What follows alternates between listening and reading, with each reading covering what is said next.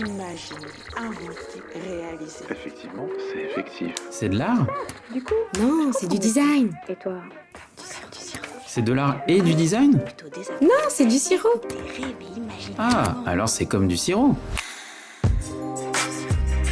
Comme du sirop, le podcast du créateur d'idées qui te parle design et communication.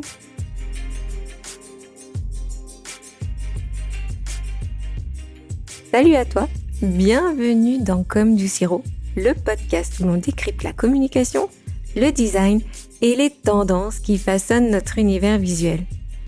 Aujourd'hui, c'est un épisode spécial, notre premier duo avec Charles pour cette saison 3. Salut Charles! Coucou Anouk, oui, je suis ravi d'être ici aujourd'hui. On va aborder pas mal de sujets, et notamment les tendances qui vont faire en fait la pluie et le beau temps en 2025. Oui, les tendances dont on a envie de vous parler, celles qui nous passionnent. L'idée, c'est vraiment de partager nos coups de cœur, nos inspirations, mais aussi nos critiques sur ce qui nous semble à la fois prometteur et parfois peut-être un peu trop surévalué. Allez, par quelle tendance tu veux commencer, Charles ? Eh bien, je réfléchis, mais plutôt par les couleurs vibrantes en fait et audacieuses, un peu flashy. Ouais. C'est un peu le mode en ce moment d'utiliser ce genre de choses. Écoute, on parle même de palettes éclatantes, presque fluo, comme je disais. Donc, dans l'esprit, c'est de dégager une énergie assez positive et assez en fait vive dans les couleurs utilisées. Donc, ça met un petit peu plus en exergue en fait certaines créas par rapport à d'autres qui sont un peu plus fades, évidemment. Tu penses que les palettes fluorescentes et ces dégradés très vibrants seront au cœur des tendances 2025 ? Ouais, complètement. Même en plus dans différents domaines qui n'ont rien à voir, quoi. Aussi bien la musique, le côté indus que le côté tech. Je pense que ça va le faire en force, quoi. Déjà l'année précédente, on avait un peu amorti le virage. On voyait beaucoup en fait de fluo vert, fluo jaune, comme un peu les stabilos, on va dire, mais en mode graphisme, quoi. Ok. Tu trouves pas qu'on risque la saturation avec ces couleurs ultra voyantes ? Tout le monde ne peut pas être la marque qui crie le plus fort ? Ah oui, bien sûr, mais après, bon voilà, il faut jouer un petit peu, créer un contraste qui capte l'œil plus que les autres et savoir se démarquer, hein, c'est comme d'habitude, quoi. Il faut un peu doser, tout est une question de dosage. Ouais, je suis d'accord. Je dirais que pour certaines industries comme le luxe ou le bien-être, des tons plus doux restent essentiels.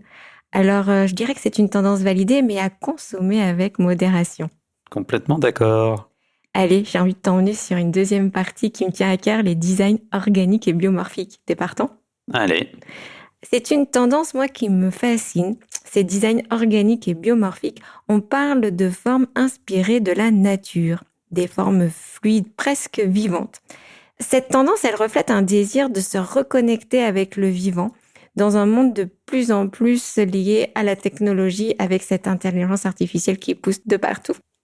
Oui, c'est vrai, on en voit de partout un petit peu plus germer dans la tête des créas.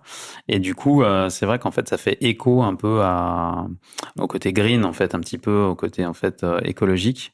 Donc du coup, on voit un peu plus de tendance dans ce sens-là, donc notamment avec des formes arrondies, des formes un peu plus douces, ce qui permet aussi d'être un peu plus créatif dans le côté nature. Et d'ailleurs, tu remarques aussi que ça va souvent de pair avec des couleurs plus inspirées de la nature, comme des verts profonds ou des bruns argileux. Personnellement, je trouve cette approche hyper apaisante et élégante. Oui, c'est vrai, en fait, ça fait très très classe, en fait. Ça dépend avec quel outil on l'utilise, mais ça peut avoir en fait, comment dire, une touche très très propre, très très légère et qui se démarque du coup, en fait. D'ailleurs, t'as pas peur que ça devienne une tendance un peu cliché si tout le monde fait la même chose ? Il faut quand même savoir se démarquer même dans ce courant. Oui, ben, comme on a dit précédemment dans la première mouvance qui va arriver en force l'année prochaine, comme d'habitude, il faut savoir doser. On en revient toujours à ça, mais c'est un peu le maître mot. Le fameux dosage. Exactement. Mais je pense qu'en fait, les deux, en fait, en plus, peuvent se mixer, quoi. Ouais, peuvent se côtoyer. Allez, je t'emmène sur une autre partie qui me tient à cœur. Ça tombe bien, c'est moi qui les ai sélectionnés. Elle se frotte les mains. J'aimerais qu'on parle de la... Alors, il y en a qui parlent de typographie modulaire, de typographie modulable. Certains disent de la typographie variable. En fait, ça veut dire exactement la même chose. J'aimerais qu'on parle de ça, cette tendance en fait que l'on voit monter déjà depuis fin 2023, début 2024. Ce sont des polices en fait qui changent de forme, de poids selon leur utilisation, un peu sur le principe du responsive design. Et je trouve que ça là ouvre vraiment des possibilités créatives incroyables. Oui, carrément, on va mettre tout de suite tout le monde d'accord. En fait, ça fait penser tout simplement à de l'animation en fait de typos. On joue avec, on les étire, on les rétracte, on les contracte. Voilà, en fait, on s'amuse en fait avec la lettre en elle-même. On pousse tous les vecteurs, on cherche en fait la courbe de Bézier qui va arranger en fait l'anime. Et du coup, en fait, ça rend quelque chose un petit peu qui sort du lot parce qu'en fait, tout de suite, on a envie de l'animer. Donc, en fait, du coup, on a déjà en fait pré-mâché le travail entre guillemets en travaillant la police et la lettre en fait. Pour que ce soit un peu plus parlant pour ceux qui nous écoutent, est-ce que tu peux nous citer quelques exemples que tu as en tête? Là, j'en ai un tout cuit. C'est La Redoute, par exemple, qui avait restylisé en fait son identité. Hein. Il y a déjà quelques... Oui, je crois que c'est il y a bien un an et demi. Ouais, voilà, ouais. Et du coup, eux, voilà, on est typiquement en fait dans cette mouvance-là. Ils ont joué avec les lettres. Je vous invite tous à aller voir. D'ailleurs, en fait, c'est assez intéressant. Et du coup, les animations, l'utilisation de couleurs également vives qui peuvent jouer en fait sur n'importe quelle plateforme ou n'importe quel support, ça donne quelque chose de sympa, quoi. Et autant moderne que en respectant en fait un petit peu les codes de la Redoute, quoi. En fait, on est bien, on est bien assis et on regarde ce logo en fait vivant. Ce logo, il est intéressant. Il me fait penser en fait à des précurseurs qui avaient déjà lancé un petit peu ce mouvement. C'est notamment ceux qui ont fait le logo de l'université de Lille.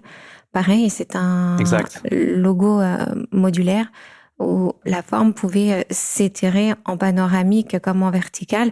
Et on voyait ce logo en fait vraiment s'adapter à la taille et à la dimension du support et changer. Carré, vertical, horizontal.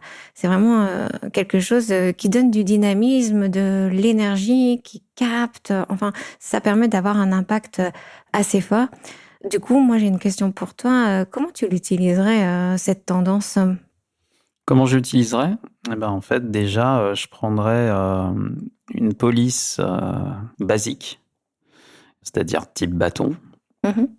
Et ensuite, je jouerai en fait avec, comme je l'ai dit précédemment, des points en fait vecteurs de chaque lettre. Je sais pas, par exemple, on va prendre le E pour être simple. Et du coup, en fait, jouer un peu comme un escalier ou comme un clavier piano. C'est-à-dire en fait pousser en fait au fur et à mesure les longueurs en fait des barres qui constituent le E, les barres horizontales. Et après, animer le tout. Donc, je commencerai par une police bâton que j'animerai en fait avec certains points clés, quoi. Je pense que cette tendance s'adapte parfaitement au numérique et aux campagnes digitales. Cela peut vraiment être hyper engageant. Par contre, c'est vrai qu'il faudra être prudent avec cette expérience utilisateur. On parle du UX design, car trop de variations peuvent vite devenir fatigantes à l'œil. Charles, je t'emmène sur la 4e partie. On parle des textures. Allez, on y va ensemble. Ouais, génial. Les textures numériques. Alors ça, c'est ton dada. Sans jeu de mots. C'est l'une de mes tendances favorites. Les textures granuleuses, les effets de bruit, les finitions imparfaites. Je trouve que ça ajoute vraiment une dimension tactile aux visuels digitaux. Oui, carrément. On voit ça de plus en plus. Et c'est vrai qu'en fait, aussi bien un design très lisse, très épuré, que quelque chose de plus fait main, un peu plus granuleux, avec des effets de relief, comme on disait, etc. Donc ça, on le voit de plus en plus, et notamment dans des effets un petit peu plus faits à la main, quoi, on va dire. Je pense qu'en fait, ce sera quelque chose d'apprécié en 2025 avec la montée de l'intelligence artificielle, parce que ce genre de visuel, en fait, de texture, apporte un aspect plus humain, plus réaliste, non ? Oui, c'est ce que j'allais dire en fait. Ça fait quelque chose de moins lissé en fait que le vectoriel pur, on va dire. Donc du coup, on a quelque chose de plus fait à la main, mais fait avec les technologies actuelles, quoi. Ouais. Ça me fait penser un petit peu à cette mouvance de prendre des photos, par exemple, de pâtisserie ou d'un pain quasi parfait. Et puis, on va venir lui ajouter quelques imperfections pour le rendre plus naturel. Oui, ben, c'est un peu ce style-là, ouais, effectivement. Ouais. Ouais, c'est une manière, en fait, de contraster avec la perfection du digital. Je pense que ça plaira beaucoup aux marques éco-responsables. Ouais, je pense, ouais. Allez, on attaque la partie que tu attends depuis le début. C'est le pixel art. Oui, le pixel art. Ah, enfin. Oui, c'est vrai qu'il y a eu plusieurs exemples qui ont été en fait mis comme ça en exergue. Mais du coup, oui, on reprend en fait des styles rétro inspirés des premiers jeux vidéo, le côté un peu même 80s, je dirais. Donc ça peut aller, sans le citer, de Pac-Man, en passant également par des mangas années 80. Donc du coup, il y a un regain d'intérêt, oui, pour ce style. Ouais. T'as des marques en tête là qui utilisent ce style? Ben, en fait, il y en a plusieurs, mais notamment, il y avait Burger King et McDonald's, en fait, qui avaient réutilisé toutes ces symboliques, en fait, autour du jeu vidéo. Il y avait, en fait, Super Mario, etc. En fait, ça faisait penser aussi un peu à Minecraft, dans la mesure où c'était tout géométrique, quoi, en fait. Enfin, on voit tous le côté 3D du jeu vidéo, mais passé à la sauce 80s, quoi. Oui, d'ailleurs, c'est pas étonnant que le pixel art finalement revienne un petit peu dans les tendances parce que ça réveille le côté 80 et le côté 80, ça s'adresse typiquement à une audience voilà, qui correspond à notre tranche d'âge, les 40-50 ans. Oui, c'est ça. Et en plus, je te dirais même que ceux maintenant qui sont aux manettes des campagnes, c'est notre génération, donc on est en plein dedans. On est en plein dedans. Écoute, moi je trouve que c'est complètement fascinant de voir comment les marques utilisent ce style pour raconter leur storytelling visuel. Je trouve que ça peut créer un lien émotionnel fort avec le consommateur, surtout auprès de la génération qui a grandi avec les jeux rétro. Oui, et puis en plus, comme on disait, en fait, les personnes maintenant qui sont aux manettes de ces campagnes, c'est typiquement des personnes qui ont notre âge, quoi. Donc ça fait mouche. Exactement. Ce style reste quand même un défi, hein. Il faut savoir doser pour ne pas paraître trop dépassé ou déconnecté. On est quand même sur la ligne de crête, hein. Oui, c'est vrai, en fait. Après, il peut y avoir un côté un peu old school qui pèse un petit peu, le côté un peu démodé, tout simplement, en fait. Donc, il faut savoir un petit peu, comme on dit, doser.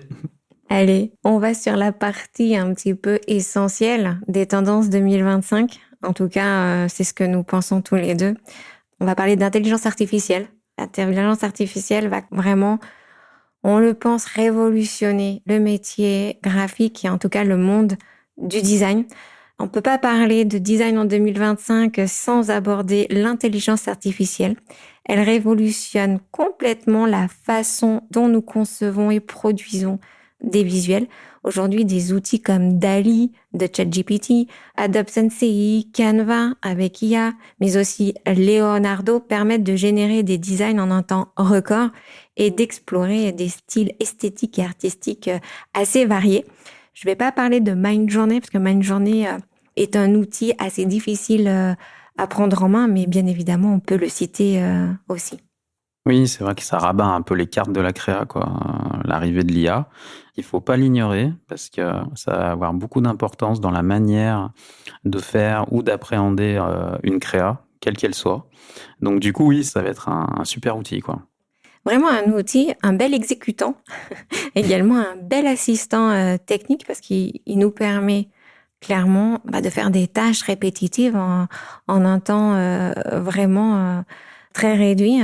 Aujourd'hui, pour les designers, l'IA devient un puissant assistant puisque l'IA va gérer les tâches répétitives et techniques. Elle va permettre de se concentrer davantage sur la créativité, sur la mise en concept des idées. Alors, c'est vrai que il va falloir l'utiliser avec parcimonie ou en tout cas savoir l'utiliser pour éviter de sombrer dans des visuels générés beaucoup trop génériques. Enfin, générés trop génériques, ça paraît un petit peu absurde ce que je suis en train de dire, mais voilà, pour éviter d'avoir des visuels trop génériques. Oui, mais ça fait un petit peu écho justement à l'IA, c'est-à-dire qu'en fait, parfois, tu as une image trop parfaite, trop léchée, et puis on va détecter en fait le petit truc qui dit « Ah, ben tiens, ça a été fait en IA ». Mais il faut avoir l'œil aussi pour ce genre de choses, oui. Tu peux avoir l'œil. Parfois, c'est tellement bien fait qu'on ne se rend pas compte. Enfin, on ne sait pas si ça a été fait par l'IA ou pas. En tout cas, ce qui est intéressant, c'est de voir les champs des possibles. Bien souvent, l'intelligence artificielle va pouvoir ouvrir des horizons ou en tout cas ouvrir une idée que l'on pourra développer et ensuite produire ensemble. Je trouve que quand même, c'est un super outil.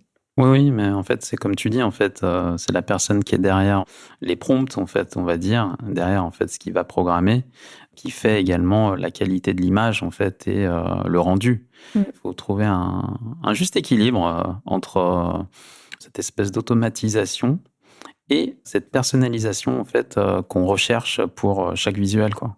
Ouais, carrément. En tout cas, l'IA, c'est un outil à surveiller de près pour toutes les marques. Je fais une parenthèse sur l'IA. C'est vrai qu'aujourd'hui, il y a un peu un vide juridique sur l'utilisation et la commercialisation des images produites et générées par l'IA. On compte sur l'éthique et ça, c'est quand même hyper important que l'éthique soit là aujourd'hui parce que si l'éthique se carapate, ça devient un problème pour tous, pour les marques, pour les entreprises également. Voilà, le sujet devient vraiment grand public. Il y a ça, en fait, les droits d'utilisation, hein, comme à chaque fois. Mais il y a également aussi un autre aspect que je voulais souligner, c'est que d'emblée de jeu, quand on a vu l'IA débarquer, entre guillemets, dans le monde de la créa, c'est vrai qu'en fait, tout de suite, on a dit, oh là là, ça va prendre la place de telle ou telle créa, etc. Mais il faut pas voir ça comme ça, en fait. Il faut plutôt voir ça comme un outil créatif, où on est, nous, en fait, aux manettes, et qui nous permet d'avoir encore plus de possibilités en fait créatives. Voilà, je voulais juste faire cette parenthèse. Ouais, mais c'est une belle parenthèse. Ouais, effectivement, c'est vrai qu'on peut l'avoir comme une menace, mais si on la prend comme un outil, ça libère tellement en termes de créativité, d'innovation. Le champ des possibles. C'est ça, le champ des possibles. Je t'emmène sur une dernière partie. On peut pas parler de tendance 2025 sans aborder la couleur de l'année. Ouais, j'espère que tout le monde est équipé d'un beau mug. Bon, la couleur de l'année est sortie, ça y est, le Pantone Institute Color a validé la couleur pour 2025 et il s'agit de Mocha Mouse ou mousse, je sais pas comment on peut le dire. Mocha mousse. Mocha Mouse, ça fait un peu Mocha souris, il faut dire Mocha Mousse. Mocha mousse. Mocha Mousse. MM. Alors, qu'est-ce que c'est Mocha Mousse? Mocha Mousse, en fait, c'est une couleur chaude, c'est un marron chocolat qui rappelle un petit peu ce marron café, mousse au chocolat. Je pense qu'ils étaient gourmands quand Oui, ils ont voulu exactement. élire cette couleur. Sur le coup, moi, j'ai été particulièrement étonnée et surprise quand j'ai vu la couleur parce qu'on a tellement l'habitude d'être soit dans des tons chauds, soit dans des tons froids. Il y a peu, finalement de teintes marron qui ont été sorties, en tout cas ces dernières années. Et c'est vrai que cette couleur rappelle un aspect un petit peu chaud, sophistiqué, qui évoque à la fois quelque chose de confortable et de moderne. Alors, sur le coup, l'étonnement a vite cédé la place à l'analyse en se disant, mais pourquoi cette couleur? Pourquoi on allait chercher cette couleur? Et finalement, elle fait écho aussi avec la situation actuelle. Oui, dès que j'ai su que c'était cette tendance en fait de couleur qui avait été sélectionnée, moi aussi ça me fait penser, voilà, on est près de la cheminée, en fait, on est bien assis, on est dans un intérieur un peu design mais très cocon. Mmh. Et c'est vrai qu'en fait, de par la couleur, on peut voir aussi le côté un peu à l'ancienne, entre guillemets, un petit peu rétro. Parce que c'est vrai qu'en fait, les couleurs marron, ces tendances un peu chocolat, c'était bien en fait la tendance dans les années 70, quoi, aussi. Donc moi, ça me fait aussi rappeler ce genre de choses, quoi, en fait. Mmh. Moi, ça m'inspire aussi le monde du macaron, de la pâtisserie. Il y a une petite gourmandise, en fait, avec cette couleur. Ce qui est intéressant, c'est que cette couleur s'intègre aussi bien dans des palettes neutres que dans des compositions beaucoup plus audacieuses. Elle peut servir de base ou de contraste avec des teintes comme le vert sauge ou bien même l'ocre ou le côté un peu curry, jaune curry. Oui, et on peut la lier aussi. Voilà, en fait, je vois bien en fait cette couleur avec une traînée ou une typo en fait, comme tu disais, jaune ou quelque chose un peu dans les tons beige aussi. Donc c'est vrai qu'en fait, on peut bien la mélanger et se faire plaisir avec, quoi. Mais c'est vrai que d'emblée de jeu comme ça, Ça crée l'étonnement, mais ensuite, quand on creuse un peu, on se sent bien et on veut tout de suite l'utiliser à toutes les sauces, quoi. Ouais, je pense aussi, c'est que justement, c'est ce que le Pantone Institute a voulu apporter et a voulu faire passer comme message. On sait aujourd'hui que choisir une couleur, c'est pas anodin. C'est vraiment pour envoyer un message, diffuser des valeurs, et en tout cas un mindset. Et là, clairement, la volonté d'apporter de la douceur, de la gourmandise, de la chaleur, un aspect un peu cocon pour 2025. Alors, on fait un petit récapitulatif. Qu'est-ce qu'on retient pour 2025? Un petit récap entre nous. Moi, en fait, ce que j'ai retenu avant tout, c'est que y a plusieurs pistes qui sont pas forcément en fait tout de suite évidentes, mais qui peuvent se mélanger. Comme on a vu au début, en fait, la tendance avec les couleurs flashy, ça peut très bien en fait se mélanger à quelque chose de plus organique. Du coup, on peut tout mélanger. Après, en fait, bon, j'ai un petit penchant évidemment pour le pixel art. Bon, je suis surprise. Exactement. D'ailleurs, ce qui fait rebond à une autre tendance qu'on n'a pas nommée, mais il y a aussi également le scrapbooking qui rejoint un peu le pixel art, c'est-à-dire que, pour rappeler un peu, on fait des collages, comme si on faisait des collages papier, hein, façon dadaïsme. Ça aussi, c'est à mettre aussi dans la boîte à outils des tendances. Ok. Alors, je fais un petit récap. On a parlé des couleurs vibrantes, fluorescentes, des designs organiques, des typographies variables, du pixel art, mais aussi de la couleur de l'année 2025 avec l'intelligence artificielle. Aujourd'hui, l'idée, c'est d'être audacieux tout en restant pertinent, cohérent avec son identité de marque. Je dis merci à tous de nous avoir écoutés aujourd'hui. D'ailleurs, si tu as des questions ou si tu as envie de débattre de ces tendances avec nous, laisse-nous un message. On sera vraiment super content de te répondre. Oui, n'hésite pas. Et puis même si tu veux mettre des références, etc., on sera un plaisir de répondre à tout ça. Et le mot de la fin ? Restez créatifs. Super. À très bientôt pour un nouvel épisode de Comme du sirop. Je vous dis merci. On se dit à bientôt, Charles. C'était vraiment trop chouette de faire ce premier duo de la saison 3 avec toi. Ouais, c'était top. Et puis, écoute, on se dit au prochain épisode. Ouais, on prépare le sujet. Bye bye. Ciao.